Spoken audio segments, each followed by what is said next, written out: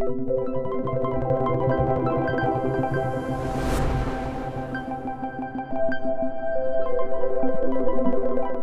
go, if I may, back sort of the roots of your thinking, because your thinking here is part of a wider set of ideas you have about the relationship between cooperation and competition, in some sense of what makes almost any human activity work. Yeah. Because, as you note in your really wonderful video series, that we are a cooperative species, but we also compete and always have. And we have to create, and have always had to create, as far back as we know, ways to make those two things work. And I think your idea about democracy and its failures is a particularly poignant and powerful example of where they're not working. Indeed, you've already illustrated that. So go back, as it were, to first principles and talk about that absolutely fundamental set of ideas you have about what makes, as it were, a good social game. What we've done with our political thinking is you get to demonize competition and valorize cooperation, or the other way around. If you're right wing, you think competition's terrific, and if you're left wing, you think cooperation is the go. Now, let me ask you, Martin, this is a rhetorical question and you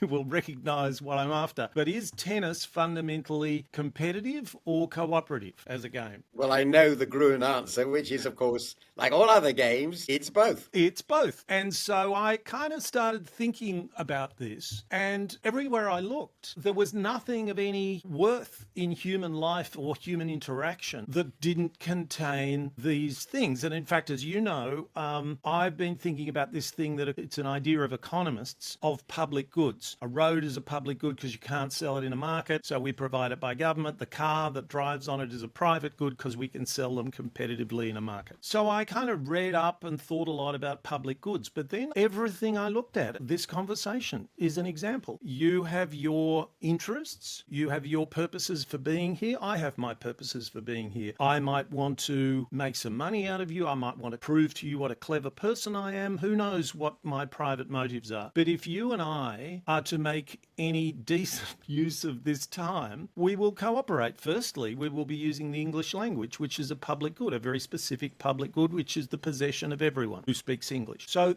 our interaction is shot through with private and shared characteristics. If we're playing an important enough game of tennis, we go and get ourselves an independent umpire. Once you and I got ourselves an umpire, it would already be a pretty bad conversation, as we know when we watch a candidates debate. So here we are in life itself, endlessly propagating, endlessly practicing this ecology of the private and the shared.